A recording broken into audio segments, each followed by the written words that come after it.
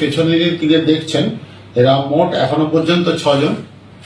5 তারিখে আমরা একটা খবর পাই যে পশ্চিমবঙ্গের বিভিন্ন জায়গা থেকে ওরা অ্যাসেম্বলড হচ্ছে একটা জায়গায়, এখানে কোনো একটা বাড়িতে বা কোথাও একটা বড় ক্রাইম করবে আর কি। তো আমরা সেগুলো গোপন সূত্র মারফত খবর পেয়ে আমরা খুব স্টেডি ছিলাম, আমাদের ফোর্স অফিসার সব ছিল। তো আমরা প্রথমে 5 জনকে ধরি, অ্যারেস্ট করি, জিজ্ঞাসাবাদ করি, তারপরে পুলিশ রিমান্ড আসে, তারপরে তাদের যে কথা অনুযায়ী আমরা আরো বেশ কিছু নাম পাই।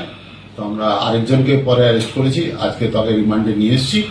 তো আমরা বাকিগুলো খোঁজ করছি। এদেরকে যদি না ধরতে পারতাম তাহলে এখানে একটা বড় ক্রাইম হয়ে যেত।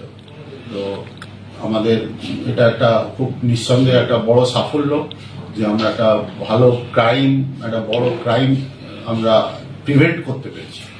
আমরা অ্যারেস্ট করেছি ধুবুলিয়ারি এলাকা থেকে, আর তদন্তের স্বার্থে আমরা কোথাকার লোককে এগুলো এখন বলছি না, পরে আমরা এগুলো জানাবো। আর এদের ক্রাইমটা হচ্ছে মূলত মানে কোনো বাড়িতে কোনো ক্রাইম করার উদ্দেশ্য ছিল এবং বড় ধরনের ক্রাইম হতো হয়তো। তো আমরা প্রথমে 5 তারিখে 5 জনকে ধরেছি, তারপরে তাদেরকে রিমান্ডে নিয়ে জিজ্ঞাসাবাদ করে আবার কয়েকজনের বিরুদ্ধে সার্চ করেছি, একজনকে পেয়েছি, তাকে অ্যারেস্ট করে আবার আজকে রিমান্ডে নিয়ে এসেছি। তো আমাদের তদন্ত চলছে। কম খরচে ডিজিটাল মাধ্যমে বিজ্ঞাপন দিয়ে নিজের ব্যবসাকে বাড়িয়ে তোলো। ডিসি নিউজ বাংলা পোর্টাল চ্যানেলটিকে ফলো করুন, লাইক করুন, শেয়ার করুন।